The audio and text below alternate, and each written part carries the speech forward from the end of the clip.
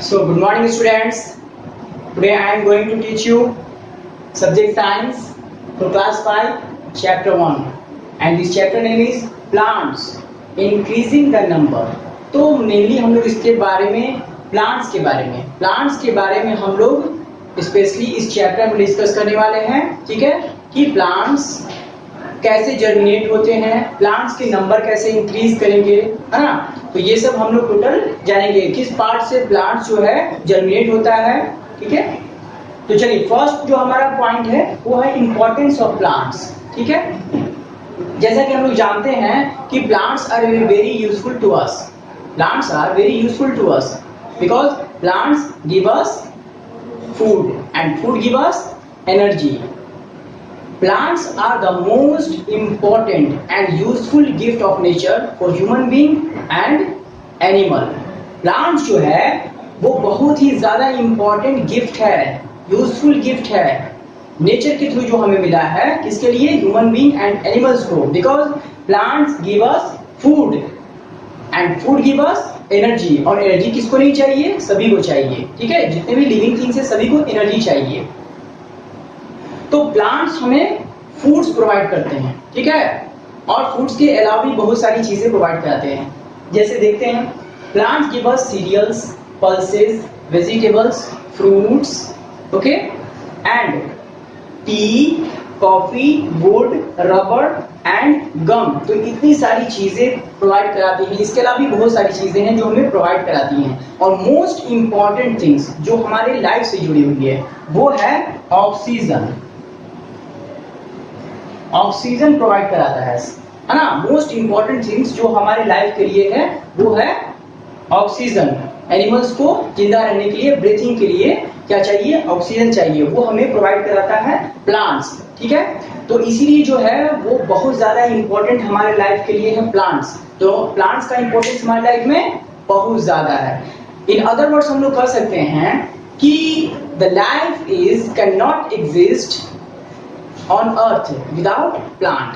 Without plant के अर्थ पर life exist कर ही नहीं सकती है, ठीक है, because plant give us oxygen. तो ऑक्सीजन सबसे इंपॉर्टेंट चीज है हमारे लाइफ के लिए, ठीक है। तो इस तरह से हमारा फर्स्ट पॉइंट था इंपॉर्टेंस ऑफ प्लांट्स। तो सेकंड पॉइंट जो है उसकी तरफ हम लोग चलते हैं, ठीक है। Our next topic is new plants from seeds. Most number of new plants grow from seeds. लेकिन ऑल टू ऑल जो है न्यू प्लांट्स वो सीड्स के थ्रू ग्रो नहीं होते हैं, ठीक है, जिसको भी हम आगे हम लोग डिस्कस करेंगे। लेकिन मोस्ट नंबर ऑफ जो न्यू प्लांट्स हैं वो सीड्स के थ्रू ही ग्रो होते हैं, ठीक है। उसमें भी क्या है कि जो सीड्स क्यों निकलते हैं, जो प्लांट्स हैं, जो फ्रूट्स हैं, उनके अंदर सीड्स क्यों होते हैं, वो न्यू प्लांट्स को ग्रो करने के लिए, ठीक है। लेकिन उसमें भी जो कंडीशंस हैं कि सारे के सारे टोटल के टोटल जो सीड्स हैं वो न्यू प्लांट्स ग्रो नहीं कर पाते हैं। क्यों? क्योंकि उनको फेवरेबल कंडीशन नहीं मिल पाता है। फेवरेबल कंडीशन का मतलब है कि उनको प्रॉपर सनलाइट नहीं मिल पाता है ना, वाटर नहीं मिल पाता है, इस तरीके से वो डिस्ट्रॉय हो जाते हैं, ठीक है, स्ट्रॉन्ग विंड के थ्रू या हेवी रेन के थ्रू, है ना, या फिर इंसेक्ट्स सीड्स को खा जाते हैं, तो वो क्या होता है, डिस्ट्रॉय हो जाते हैं, ठीक है। जो सीड्स जिनको फेवरेबल कंडीशन मिल पाता है ना, तो वही सीड्स जो है वो न्यू प्लांट्स को ग्रो कर पाते हैं, ठीक है। तो देखते हैं हम लोग कि ये, तो इस तरीके से हम लोग देख सकते हैं कि ये टू टाइप्स के हमारे यहाँ पर सीड्स होते हैं। वन होता है मोनोकॉट सीड्स एंड दूसरा है डाइकॉट सीड्स, ठीक है। तो हम लोग इसको एक एक्टिविटी से भी समझ सकते हैं कि प्लांट्स जो है, जो सीड्स जो है वो न्यू प्लांट्स को कैसे ग्रो करता है, ठीक है।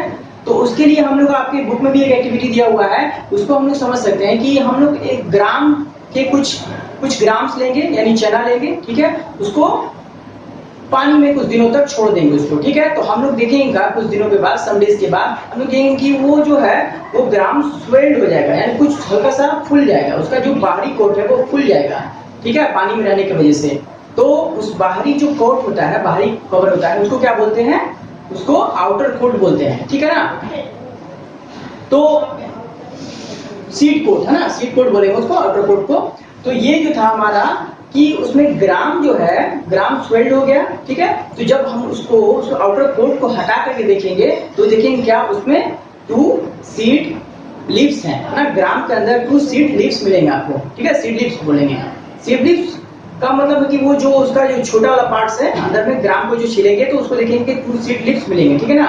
और सीड लीव्स जो है उसको खोलेंगे तो अंदर देखेंगे छोटा सा टाइनी सा छोटा सा शूट एंड छोटा सा रूट है ना। एक बेबी प्लांट उसमें ग्रो कर रहा है, जिसका उस बेबी प्लांट के अंदर छोटा सा रूट्स होगा और छोटा सा शूट होगा, ठीक है। तो इस तरह से हम लोग इस एक्टिविटी समझ सकते हैं कि सीड्स में से ही निकलते हैं न्यू प्लांट्स, ठीक है। तो अब देखिए हम लोग देखेंगे, हम लोग बात कर चुके हैं कि monocot seeds and dicot seeds के बारे में। ये क्या होता है इसको हम लोग डिस्कस करेंगे। मोनोकोट सीड्स के बारे में सबसे पहले समझेंगे, ठीक है। मोनो मींस होता है 1, ठीक है। मोनो मींस होता है 1। अब देखेंगे seeds of some plants like wheat, maize, rice have 1 seed leaf and are called monocot seeds, ठीक है। वैसे प्लांट्स जो कि इनमें क्या है कि 1 सीड कोट होता है, ठीक है ना। 1 सीड लीफ होता है। जैसे कि एग्जांपल्स के लिए व्हीट, मेज, राइस, है ना। इनमें क्या होता है आप देखे होंगे उनमें ओनली 1 सीड लीफ होता है ना। ओनली 1 सीड लीफ जो होता है उसी से वो न्यू प्लांट्स को ग्रो करते हैं, ठीक है। अब डाइकोट देखते हैं। डाइकोट का डाई का मीन्स होता है 2, जैसे मोनो का मीन्स होता था 1, यहाँ पर डाई का मतलब होता है 2। इससे ही पता चल जाता है कि इसमें 2 सीड लीव्स होंगे, ठीक है। तो seeds of some plants like gram, pea and beans have 2 seed leaves and are called dicot seeds. तो इसमें क्या होता है कि क्या होता है पी, बीन्स, है ना, और ग्राम में, जैसे कि एग्जांपल हमने बताया एक्टिविटी में ग्राम में भी, तो उसमें क्या होता है कि जब उसके हम लोग सीड्स को देखेंगे तो उसमें क्या होता है जब उसको सीड्स को हम लोग खोलेंगे ऐसे, उसके बाहरी कोट्स को खोलेंगे, ओपन करेंगे तो देखिए उसमें 2 सीड लीव्स होता है, ठीक है। कभी भी पी के दाना को हम लोग खोलेंगे या फिर ग्राम को आउटर कोट को हटा करके देखेंगे तो हम लोग देखेंगे, या बीन्स के तो देखेंगे उसमें 2 सीड लीव्स होता है, ठीक है। और उसी 2 सीड लीव्स के अंदर से ही वो बेबी प्लांट्स ग्रो करता है, ठीक है। तो ये था हमारा न्यू प्लांट्स फ्रॉम सीड्स। तो अब इसको घर पे भी ये एक्टिविटी कर सकते हैं। ग्राम्स को पानी में सम डेज के लिए उसको फुलाकर छोड़ सकते हैं, फिर देखेंगे कि उसमें से न्यू बेबी प्लांट्स ग्रो करने लगेंगे, ठीक है। तो 2 टाइप्स के सीड्स हमने बता दिए, monocot seeds and dicot seeds, ठीक है। उसके एग्जांपल्स भी मिल गए हैं। तो आई होप समझ में आ चुका है ये दोनों पॉइंट, ठीक है। फिर नेक्स्ट पॉइंट की तरफ पढ़ते हैं और next point is seed germination. तो देखेंगे हम लोग सीड जर्मिनेशन क्या है। The development of a seed into a seedling is called germination. It means seed का development seedling में होने के प्रोसेस को germination बोलते हैं। seedling मतलब बेबी प्लांट। सीडलिंग में होता है बेबी प्लांट, यानी कि सीड जो है वो बेबी प्लांट में डेवलपमेंट जब हो जाता है तो उस प्रोसेस को जर्मिनेशन बोलते हैं। और वही बेबी प्लांट जब ग्रो करके आगे क्या होता है वो बिग प्लांट बन जाता है, ठीक है। तो इस प्रोसेस को हम लोग क्या बोलते हैं, जर्मिनेशन बोलते हैं, ठीक है। अब देखेंगे हम लोग next condition necessary for germination. Germination होने के लिए कौन कौन से कंडीशन नेसेसरी हैं, ठीक है, सीड्स के लिए। फेवरेबल कंडीशन जिसको हमने पिछले ना पेज पर हमने डिस्कस किया था, फेवरेबल कंडीशन ऑफ सीड्स। तो फर्स्ट जो नेसेसरी कंडीशन है वो है एयर, यानी सीड्स के डेवलपमेंट के लिए एयर नेसेसरी है। सेकंड है वाटर एंड थर्ड है सनलाइट। अब इन तीनों में कोई भी एक चीज अगर ना मिले सीड्स को कंडीशन तो वो सीड जर्मिनेट नहीं होगा, ठीक है। तो हम लोग इसके एग्जांपल से भी समझ सकते हैं कि अगर हम लोग जैसे कि ग्राम का ही कुछ अगर सीड्स ले लें, ग्राम को उसको जर्मिनेट करना है हमको, तो उसको हम लोग क्या कर सकते हैं, ठीक है, उसको हम लोग एयर में रख सकते हैं, ठीक है। पहले हम लोग उसको एयर दे दिए, यानी कि खुले में रख दिए, है ना। सम सीड्स ले लिए ग्राम के, उसके बाद हम लोग उसको एयर में रख दिए, ठीक है। उसके बाद उसको वाटर भी दे दिए, ठीक है, वाटर भी दे दिए, लेकिन उसको क्या किया हम लोग, उसको सनलाइट यानी कि उसको हीट नहीं मिल पाया, सनलाइट वार्म नहीं मिल पाया उसको सीड्स को, तो वो जर्मिनेट नहीं होगा। या फिर हम लोग जैसे कि सनलाइट दे दिए और एयर दे दिए, ठीक है, बट वाटर ही नहीं दिए, तो फिर समझ लीजिए कि वो भी जर्मिनेट नहीं होगा। उसी तरह से हम लोग कि वाटर भी दे दिए और सनलाइट दे दिए, बट उसको एयर में, फ्रीली एयर में उसको नहीं रखे, यानी कि उसको किसी कंटेनर में बंद करके रख दिए, तो वो क्या जर्मिनेट होगा, नहीं होगा, क्योंकि वो तीनों कंडीशन उसको नेसेसरी है ना। सीड्स के जर्मिनेशन के लिए तीनों कंडीशंस वेरी इंपॉर्टेंट है। इन तीनों में से अगर कोई भी चीज ना मिले तो वो सीड जर्मिनेट नहीं होगा। ठीक है, तो यही था हमारा seed germination and condition necessary for germination. ठीक है, तो ये तीनों पॉइंट्स बहुत ज्यादा नेसेसरी हैं जर्मिनेशन के लिए। ओके स्टूडेंट्स, तो नेक्स्ट टॉपिक की और next point is dispersal of seeds. Okay, तो सबसे पहले हम लोग समझेंगे कि डिस्पर्जल क्या होता है। ठीक है, क्या लिखेंगे इसका definition, there are some agents in nature to scatter these seeds. ठीक है, these agents carry the seeds or fruits away from their parent plant. This process is called dispersal. It means कि नेचर में कुछ ऐसे agents हैं जो क्या करते हैं, स्कैटर दी सीड्स। सीड्स को स्कैटर मतलब बिखर जाना है ना, बिखारना, तो बिखर जाना, तो स्कैटर कर देते हैं सीड्स को दूसरे जगह अपने, किससे, अपने पेरेंट प्लांट से क्या करते हैं कि उसको डिस्पर्स कर देते हैं ना, क्या करते हैं, स्कैटरिंग के थ्रू वो डिस्पर्स कर देते हैं जो एजेंट्स हैं नेचर में प्रेजेंट। ठीक है, इस प्रोसेस को हम लोग क्या बोलते हैं, डिस्पर्जल बोलते हैं। ठीक है, तो यही इसका डेफिनेशन का कंक्लूजन है कि एजेंट जो है नेचर में प्रेजेंट, और वो एजेंट कौन कौन से हैं, wind, water, animal and explosion. तो ये नेचुरल जो एजेंट्स हैं वो क्या करते हैं कि सीड्स को स्कैटर कर देते हैं। ठीक है, ठीक है, और क्या करते हैं कि उसके सीड्स को या फ्रूट्स को स्कैटर कर देते हैं अपने पेरेंट प्लांट से, तो इस यानी कि दूर हटा देते हैं, उसको बिखेर देते हैं, अपने पेरेंट प्लांट से बिखेर देते हैं, तो उस प्रोसेस को क्या बोलेंगे, डिस्पर्जल बोलेंगे। ठीक है, तो डिस्पर्जल ऑफ सीड्स जो हमारा मेन पॉइंट है उसको हम लोग समझेंगे। तो ये एजेंट्स ऑफ डिस्पर्जल यानी कि जो हम लोग डिस्कस किए कि ये नेचुरल एजेंट्स होते हैं डिस्पर्जल के, वो कौन कौन से हैं, तो एजेंट्स देखेंगे कौन कौन है। फर्स्ट एजेंट है विंड, है ना, तो जब भी स्ट्रॉन्ग विंड चलता है तो क्या होता है कि जो लाइट सीड होते हैं, जैसे कि फॉर एग्जांपल कॉटन, हिप्टेज, उनमें क्या होता है कि हेयर निकला होता है और विंग्स होता है, तो वो इजीली कैरिड हो जाते हैं, किसके थ्रू, विंड के थ्रू। जब स्ट्रॉन्ग विंड चलता है तो कैरिड हो जाते हैं और वो दूसरे जगह क्या होते हैं, डिस्पर्स हो जाते हैं। ठीक है, तो ये एक एजेंट हुआ। दूसरा एजेंट है वाटर। तो वाटर में क्या होता है कि जब भी जैसे कि बहुत हेवी रेन हुआ तो उस समय उसके सीड्स क्या होते हैं, डिस्पर्स हो जाते हैं। हेवी रेन पड़ने से फ्रूट्स के जो सीड्स हैं वो डिस्पर्स हो जाते हैं। या फिर आपको जैसे कि लोटस फ्रूट जो होता है वो काफी स्पंजी होता है। ठीक है, वो इजीली जो होता है कि वाटर के फ्लो में वो फ्लो कर जाता है। ठीक है, फ्लोट करता है, ठीक, फ्लोट करने से वो फ्लो कर जाता है। और कोकोनट का जो होता है वो क्या होता है, उसका फिब्रस जो स्ट्रक्चर होता है उसमें वो इस वाटर को सोख लेता है, सोखने के बाद वो क्या होता है कि वो हेवी होने से गिर जाता है। तो ये था हमारा वाटर एजेंट। तीसरा है एनिमल्स। एनिमल्स जैसे कि हम लोग भी हैं, क्या करते हैं कि फॉर एग्जांपल फ्रूट्स ले लीजिए, मैंगो हम लोग खाएं, मैंगो खाकर के उसके सीड्स को हम लोग क्या करते हैं कि कहीं फेंक देते हैं, तो फेंक देने से वो क्या होता है कि वो डिस्पर्स हो जाता है, वो अलग हो जाता है। ठीक है, उसके बाद कुछ एनिमल्स हैं जैसे कि बर्ड्स क्या करते हैं कि डायरेक्टली उसको स्वेल कर जाते हैं, है ना, डायरेक्टली सीड फ्रूट्स को स्वेल कर जाते हैं। उसके बाद उसके सीड्स को दूसरे जगह जाकर के उसके पेरेंट प्लांट से हट करके दूसरे जगह जाकर के उसको गिरा देते हैं। ठीक है ना, तो वो हो गया एक एजेंट डिस्पर्सल का।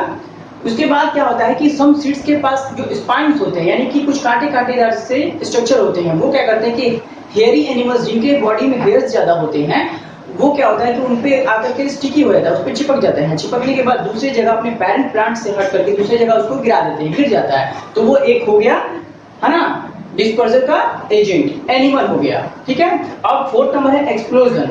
एक्सप्लोजन में क्या होता है कि देखिए जैसे कि ये फॉर एग्जांपल मान लीजिए कि पी, तो पी में क्या होता है कि उसका जो वो जब ड्राई हो जाता है तो एक्सप्लोड करता है। ठीक है ना, एक्सप्लोड हो जाता है। एक्सप्लोड करने के बाद वो क्या होता है, उसका जो ये सीड्स है वो बिखर जाता है। बिखरने के बाद नीचे अपने पेरेंट प्लांट है उससे वो अलग होकर के कहीं सरफेस पे गिर जाता है या कहीं और चल जाता है। जब ड्राई हो जाता है, पी जब ड्राई हो जाता है तब एक्सप्लोड हो जाता है। ठीक है, तो वो क्या करता है कि वो बिखर जाता है। तो उस ये सारे एजेंट्स जो है हमारे वो डिस्पर्सल के एजेंट्स हैं। ठीक है, तो डिस्पर्सल ऑफ सीड्स हम लोग समझ चुके हैं, प्रोसेस ऑफ डिस्पर्सल और एजेंट्स ऑफ डिस्पर्सल। ठीक है, और next topic is new plants from other parts of the plants. जैसा कि हम लोग डिस्कस किए थे पहले भी कि सीड्स के अलावा प्लांट्स के अदर पार्ट से भी न्यू प्लांट्स को ग्रो किया जा सकता है। ठीक है, तो यहाँ पर हम लोग देखेंगे कि कौन कौन से पार्ट से, सीड्स के अलावा कौन कौन से पार्ट से न्यू प्लांट्स को ग्रो किया जा सकता है। फर्स्ट है स्टेम कटिंग, प्लांट्स का जो स्टेम होता है उसको कटिंग करके अगर दूसरे जगह उसको प्लांटिंग किया जाता है तो न्यू प्लांट्स ग्रो होता है। तो इसके एग्जांपल कौन से हो जाएंगे, रोज, शुगरकेन एंड हिबिस्कस। ठीक है, तो रोज को कभी भी, रोज तो लगभग सभी ने देखा होगा, तो रोज प्लांट जो होता है वो उसके कभी भी देखिएगा उसको कि जब भी न्यू प्लांट्स को ग्रो किया जाता है तो उसके स्टेम को कटिंग करके, है ना, दूसरी जगह दूसरे फ्लावर पॉट में उसको अगर लगाते हैं, ठीक है, तो वो न्यू तरीके से जर्मिनेट हो जाएगा और न्यू बेबी प्लांट्स वो निकलना स्टार्ट हो जाएगा, यानी कि न्यू प्लांट निकल जाएगा। ठीक है, इसी तरह से शुगर केन को भी यूज किया जाता है, शुगर केन के स्टेम को काट कर भी दूसरी जगह लगाएंगे तो शुगर केन भी न्यू प्लांट ग्रो कर देगा। फिर हिबिस्कस के भी प्लांट्स को।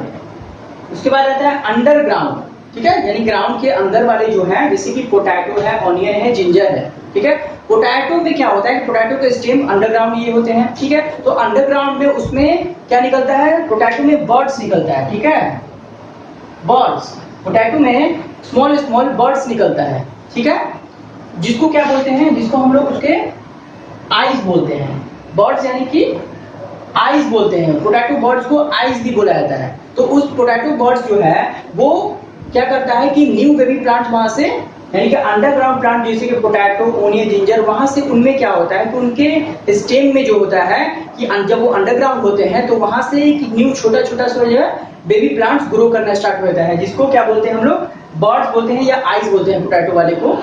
ठीक है, तो अब देखते हैं हम लोग थर्ड पार्ट से रूट्स। ठीक है, कि रूट्स से कौन कौन से प्लांट्स हैं जो कि न्यू प्लांट्स ग्रो करते हैं, वो है स्वीट पोटैटो। ठीक है, स्वीट पोटैटो और कैरोट्स, जिनका क्या होता है कि वो अपने रूट्स जो होते हैं, रूट सिस्टम है ना, जो कि अंडरग्राउंड होते हैं वो भी, तो रूट से क्या करते हैं, न्यू प्लांट्स को ग्रो करते हैं। ठीक है, उसके बाद आता है लीव्स। ठीक है, लीव से भी कुछ प्लांट्स ऐसे हैं जो लीव से भी न्यू प्लांट्स को ग्रो करते हैं। कॉमनली ऐसा देखा नहीं जाता है, लेकिन कुछ प्लांट्स ऐसे होते हैं जो कि लीव से भी न्यू प्लांट्स को ग्रो करते हैं, जैसे कि ब्रायोफाइलम प्लांट्स, है ना, जो कि आपके बुक में पिक्चर दिया हुआ है, आप देख सकते हैं। तो ब्रायोफाइलम प्लांट्स जो है वो अपने लीफ के कॉर्नर से, लीफ के जो लीफलेट्स होता है, लीफलेट्स के साइड से क्या होता है कि न्यू प्लांट्स को वो ग्रो करते हैं, न्यू बेबी प्लांट्स को ग्रो करने लगते हैं। ठीक है, तो आई होप आपको समझ में आ गया होगा कि सीड्स के अलावा भी जो अदर पार्ट्स ऑफ प्लांट्स होते हैं वो भी रिस्पॉन्सिबल होते हैं न्यू प्लांट्स के ग्रोइंग में। ठीक है, तो ये उसके अलावा जो है, सीड्स के अलावा ये चारों पार्ट्स हैं जिसके थ्रू क्या होता है कि न्यू प्लांट्स को ग्रो किया जा सकता है। ठीक है स्टूडेंट्स, ओके। और next topic is crops and vegetables. यहाँ हम लोग क्रॉप्स के बारे में समझेंगे, ठीक है, एंड वेजिटेबल्स के बारे में समझेंगे। तो सबसे पहले देखते हैं हम लोग crops. What is crops? Plants of one kind grown in a particular area or region during a particular period are called crops.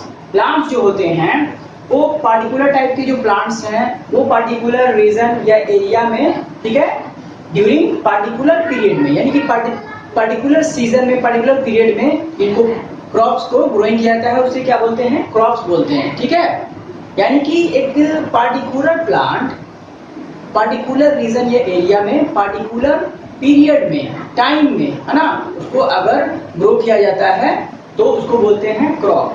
ठीक है, देखिए अब ये क्रॉप जो है, जैसे कि पीरियड की बात आ गई, सीजन की बात आ गई, तो सीजन के अकॉर्डिंग जो है वो टू टाइप से हमारे इंडिया में क्रॉप्स की ग्रोइंग की जाती है। ठीक है, फर्स्ट हमारा है खरीफ क्रॉप्स, उसको मॉनसून क्रॉप्स ही बोलते हैं, बिकॉज ये स्टार्टिंग होता है बिगिनिंग ऑफ मॉनसून में, है ना। बिगिनिंग ऑफ मॉनसून जब स्टार्ट होता है, जब शुरुआत होता है मॉनसून का, यानी कि जून जुलाई, हमारे इंडिया में स्टार्टिंग कब होता है मॉनसून की, जून जुलाई। तो जून जुलाई में खरीफ क्रॉप्स की, है ना, इसकी स्टार्टिंग की जाती है ना, ग्रो स्टार्ट की जाती है खरीफ क्रॉप्स की। ठीक है, जून जुलाई में। और इसकी हार्वेस्टिंग कब की जाती है, ये हार्वेस्टेड कब होता है, ये होता है आपको जब end of monsoon, end of monsoon होता है आपको, यानी कि अक्टूबर में, है ना, अक्टूबर में एंड ऑफ मॉनसून होता है, उस टाइम इसको हार्वेस्ट कर लिया जाता है। ठीक है, सेम उसी तरह से अब यहाँ पर देखेंगे रबी क्रॉप्स को। रबी क्रॉप्स जो है वो आपको ये अक्टूबर नवंबर, यानी कि जब एंड होता है मॉनसून उसके बाद इसको ग्रो किया जाता है। ठीक है, रबी क्रॉप्स को, यानी कि अक्टूबर नवंबर में इसको स्टार्ट किया जाता है ग्रो, और फिर इसको हार्वेस्ट कर लिया जाता है कब, इसको मार्च अप्रैल में, मार्च अप्रैल में इसको हार्वेस्ट कर लिया जाता है। ठीक है, तो इसके एग्जांपल्स भी हो जाएंगे खरीफ क्रॉप, जैसे कि हम लोग प्रीवियस क्लास में पढ़ चुके हैं। खरीफ क्रॉप जो होते हैं वो होते हैं राइस, राइस होते हैं, मेज होते हैं, कॉटन होता है, उसके बाद से अब रबी क्रॉप में पल्सेस हो जाते हैं, वीट हो जाते हैं। तो ये सब जो हमारे इसके एग्जांपल्स हो गए, ठीक है, अकॉर्डिंग टू सीजन में हम इसको ही कर दिए। अब देखते हैं कि different plants also require different kinds of soil. Season different season के अलावा डिफरेंट सॉइल भी रिक्वायर होती है प्लांट्स के लिए, ठीक है, क्योंकि अलग अलग प्लांट्स की अलग अलग अपनी रिक्वायरमेंट होती है न्यूट्रिएंट्स की, तो वो जो कि अलग अलग सॉइल में वो प्रेजेंट होते हैं। तो फर्स्ट हम देखते हैं टाइप्स, क्ले सॉइल, ठीक है। क्ले सॉइल जो है वो आपको जैसे कि such plants such as rice, जो कि लॉट्स ऑफ वाटर की रिक्वायरमेंट होती है उसको, ठीक है। तो वो जो होता है कि वो ऐसे एरिया में जहाँ होता है जहां पर लॉट्स ऑफ वाटर की होती है, जैसे कि वेस्ट बंगाल में इसकी ग्रोइंग ज्यादा होती है, ठीक है। क्ले सॉइल वहां पर ज्यादा पाए जाते हैं, तो राइस वगैरह की वहां ज्यादा खेती होती है, ठीक है। उसके आसपास एरिया में वेस्ट बंगाल के या फिर वेस्ट बंगाल के अंदर ज्यादा राइस की खेती होती है, ठीक है। तो इसके राइस एंड जूट जो है वहां पर वेस्ट बंगाल में ज्यादा उसको ग्रो किया जाता है, ठीक है, क्योंकि वहां क्ले सॉइल ज्यादा प्रेजेंट है वेस्ट बंगाल में। सेकेंड है हमारा सैंडी सॉइल। सैंडी सॉइल जो है वो पंजाब और उत्तर प्रदेश एरिया में ज्यादा पाए जाते हैं, और इसके लिए जो हेल्पफुल है वो है ज्वार एंड बाजरा। तो इसीलिए ज्वार और बाजरा की खेती जो होती है वो पंजाब और उत्तर प्रदेश में ज्यादा होती है। क्यों? क्योंकि वहां पर सैंडी सॉइल पाया जाता है, और सैंडी सॉइल जो वो हेल्पफुल है ज्वार एंड बाजरा के लिए, ठीक है। थर्ड हमारा है ब्लैक सॉइल। ब्लैक सॉइल जो है वो most of the black soil जो पाए जाते हैं वो है वेस्टर्न रीजन ऑफ इंडिया, यानी कि महाराष्ट्र एंड गुजरात एरिया में जो है वो ब्लैक सॉइल ज्यादा प्रेजेंट होते हैं, और वो हेल्पफुल होते हैं कॉटन की खेती के लिए। कॉटन के लिए ब्लैक सॉइल सबसे ज्यादा हेल्पफुल है, जो कि महाराष्ट्र एंड गुजरात में प्रेजेंट होता है, ठीक है। उसके बाद है मॉइस्ट सॉइल, यानी कि नमी वाला जो सॉइल होता है, ठीक है। तो मॉइस्ट सॉइल जैसे कि दार्जिलिंग हो गया, उसके बाद से आपको नीलगिरी हो गया, असम हो गया, ये सब एरिया जो है वो काफी मॉइस्ट वहां की सॉइल होती है, ठीक है। तो उसके लिए टी की खेती आप सुने ही होंगे कि टी की खेती असम, दार्जिलिंग, नीलगिरी एरिया में ज्यादा होती है, ठीक है, बिकॉज क्योंकि वहां मॉइस्ट सॉइल होता है जो कि टी के लिए बहुत ज्यादा हेल्पफुल होता है। लास्टली हमारा है coastal area soil. Coastal area कहने का मतलब है समुद्र का तटीय एरिया, यानी कि समुद्र का जो बीच है वहां से सटा हुआ है, तो उसको कोस्टल एरिया बोलते हैं, ठीक है। तो वहां पर जो है सॉइल होता है कोस्टल एरिया सॉइल में, यानी जैसे कि फॉर एग्जांपल लीजिए गोवा एंड केरला एंड गोवा जो एरिया है वो कोस्टल एरिया है, ठीक है, क्योंकि वो समुद्र से बहुत सटे हुए हैं एरियाज। तो वहां पर कोकोनट की खेती, आप तो सुने होंगे केरला में कोकोनट की खेती बहुत ज्यादा होती है गोवा में, तो इसी कारण से क्योंकि वहां पर कोस्टल एरिया होते हैं और वहां पर सॉइल पाया जाता है कोस्टल एरिया का, ठीक है। तो आई होप आपको सब टोटली समझ में आ चुका होगा सारे पॉइंट्स, है ना, कि टोटली जो है कौन कौन से सॉइल है और किसमें कौन कौन से हेल्पफुल है, किस एरिया में पाए जाते हैं वो सॉइल, ठीक है, कौन कौन से क्रॉप्स को किस सॉइल में उगाया जाता है, और किस अकॉर्डिंग टू सीजन किस ना टू टाइप्स का हमने बताया, खरीफ एंड रबी क्रॉप्स और क्रॉप्स के बारे में। I hope students total clear हो चुका होगा, ठीक है। तो आगे बढ़ते हैं नेक्स्ट टॉपिक इज एग्रीकल्चर, ठीक है। देखते हैं हम लोग the practice of growing plants on a large scale is called agriculture. Large scale पर अगर प्लांट्स को ग्रोइंग करते हैं तो उसको हम लोग क्या बोलते हैं? एग्रीकल्चर बोलते हैं, ठीक है, कृषि। अब नेक्स्ट हमारा है for a good and healthy crops. Good and healthy crops पाने के लिए क्या क्या करना नेसेसरी है, ठीक है। तो कुछ पॉइंट्स हैं यहाँ पर जिसको हम लोग डिस्कस करने वाले हैं। फर्स्ट है use healthy and ripe seeds for sowing. Healthy and ripe seeds को पिक करना है सोइंग के लिए, यानी कि बुआई के लिए, तो ही हमें जो है वो हेल्दी क्रॉप्स मिल सकते हैं, ठीक है, डिजीज लेस, ठीक है। अब सेकंड हमारा है prepare the soil properly. Prepare soil को प्रिपेयर करना सबसे फर्स्ट पॉइंट जो होता है, जब फर्स्ट जो हमारा अटेम्प्ट होता है वो सॉइल को प्रिपेयर करना, ठीक है, क्रॉप्स ग्रोइंग के लिए। तो सॉइल को प्रिपेयर करने का मतलब है कि उसको प्लग करना, उसको है ना, उसकी जुताई करना, प्लग करना, ये होता है। थर्ड पॉइंट है हमारा ऐड मैन्योर और fertilisers to the soil. Soil में जो न्यूट्रिएंट्स की कमी हो जाती है लगातार क्रॉप्स को ग्रोइंग करते करते, तो क्या होता है कि उसमें ऐड किया जाता है मैन्योर एंड फर्टिलाइजर्स, जो कि आर्टिफिशियली उसको ऐड किया जाता है। मैन्योर जो कि केमिकल्स से बने होते हैं, मैन्योर एंड फर्टिलाइजर्स। फोर्थ है इरिगेट द सॉइल। सॉइल को टाइम टू टाइम इरिगेट, क्योंकि वाटर्स को रिक्वायरमेंट होती है, ये प्लांट्स को रिक्वायरमेंट होती है वाटर्स की, ठीक है। तो इरिगेट द सॉइल, सॉइल को इरिगेट करना मोस्ट इंपॉर्टेंट है। फिर हमारा है use insecticide and pesticides. Insecticides and pesticides ये भी केमिकल्स होते हैं जो कि हम लोग को एक्सटर्नली ऐड करना पड़ता है क्रॉप्स में। क्यों? क्योंकि जो इंसेक्ट्स लग जाते हैं, पेस्ट लग जाते हैं प्लांट्स पर, जो प्लांट्स को खराब कर देते हैं ना, डैमेज कर देते हैं, तो उनसे बचने के लिए हम लोग को इंसेक्टिसाइड्स एंड पेस्टिसाइड्स का छिड़काव किया जाता है। ठीक है, तो यही है हमारा टोटली पॉइंट्स। एग्रीकल्चर के बारे में हम समझ गए, और फिर गुड एंड हेल्दी क्रॉप्स पाने के लिए कौन कौन से टोटल पॉइंट्स हैं, ये हम लोग डिस्कस कर चुके हैं। ठीक है, और last topic of the chapter is protection of crops and storage of seeds. Protection भी बहुत ज्यादा जरूरी है, नेसेसरी है क्रॉप्स की। ठीक है, और स्टोरेज ऑफ सीड्स, सीड्स को कैसे स्टोरेज और कहाँ स्टोरेज हम लोग कर सकते हैं, ये देखेंगे हम लोग। ठीक है, we need to protect our crops against, किससे किससे हम लोग को प्रोटेक्ट करना है। फर्स्ट है grazing animal like cow and got. जब फील्ड में क्रॉप्स ग्रो होता है तो उस टाइम क्या होता है कि ग्रेजिंग से बचाना चाहिए। ठीक है, एनिमल्स जैसे कि काउ और गॉट क्या करते हैं कि वो फील्ड में जाकर के ग्रेजिंग करने लगते हैं, तो क्रॉप्स क्या होता है, वो डिस्ट्रॉय हो जाता है, डैमेज हो जाता है, खत्म हो जाता है वहां से। ठीक है ना, तो ग्रेजिंग से बचाना पड़ेगा। सेकंड है pests such as locusts, grasshoppers and caterpillars. तो ये क्या है कि ये कुछ पेस्ट्स हैं जिनसे कि बचाना पड़ेगा, नहीं तो क्या होगा कि जो हमारा क्रॉप्स है वो डैमेज हो जाएगा, वो हेल्दी नहीं रहेगा, वो खत्म हो जाएगा। ठीक है, तो उनसे भी प्रोटेक्शन बहुत ज्यादा जरूरी है, ग्रासहोपर, कैटरपिलर्स है ना, इनसे। अब थर्ड क्या है, डिजीज। डिजीज से बचाना पड़ेगा कि ठीक है, जैसे कि अदर लिविंग थिंग्स को डिजीज होती है, वैसे प्लांट्स को भी डिजीज होती है। ठीक है, तो डिजीज से बचाने के लिए समय पर उसकी ट्रीटमेंट जरूरी है ना, तो डिजीज से भी प्रोटेक्शन करना नेसेसरी है। फिर हमारा क्या है, plants like other living things need love and care.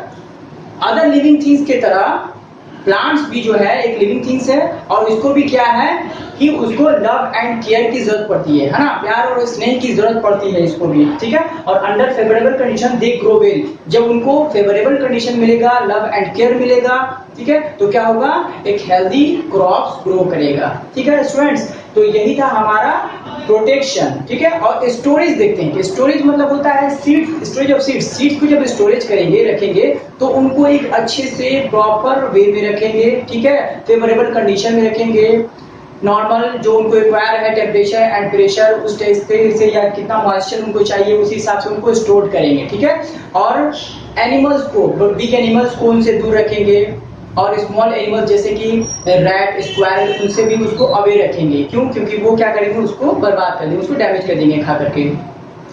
तो स्टोरेज ऑफ सीड्स, सीड्स को भी अच्छे तरीके से स्टोर कर देंगे हम लोग। ठीक है ना, तो आई थिंक आपको सारे पॉइंट्स इस चैप्टर के क्लियर हो चुके होंगे। ठीक है, और कुछ जो है अगर क्या पॉइंट्स क्लियर बच भी गए हैं तो वो हम लोग जो क्वेश्चंस हल्का फुल्का जो है इसमें अटेम्प्ट करेंगे, उनसे क्लियर हो जाएगा। ठीक है स्टूडेंट, तो thank you for watching this video. Okay.